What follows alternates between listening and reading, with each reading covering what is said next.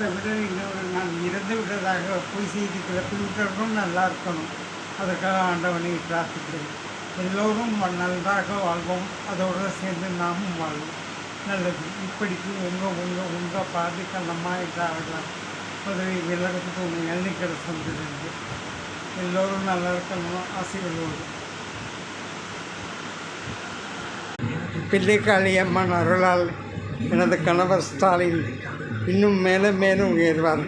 நீ பார்த்தீங்களா, ஓப்பன் கிரவுண்டாக்கி சிஎஸ்டியை இல்லாமல் ஆக்கிட்டார். எத்தனை பொதுமக்கள் தமிழ்நாடு வாழ் மக்கள் பயனடைஞ்சிருக்காங்க. இது சாதாரண மனிதனால முடியாது. நிச்சயமாக என்னோடய கணவர் ஸ்டாலினால் முடியும், நம்புவோம். இனி அனைவருக்கும் நல்ல காலம்.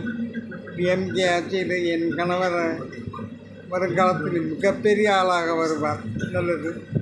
மோடி ஐயாவுக்கு எனது நமஸ்காரம்.